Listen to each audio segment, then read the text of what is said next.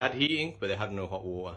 So whenever they ran the tap, there would be no display or nothing on these boilers at all. Now if you get this issue on this boiler, what you're looking out for is this hydraulic block here. This is what actually dictates whether the hot water will work or not. And what it is, I've took it apart, and if you see this here, let me take this out here. Right here. And this is the reason right now that they have no hot water, because the diaphragm here has split. What it means is I change it with a new diaphragm, the job will be complete. So let me do this. So the parts all now being put back together.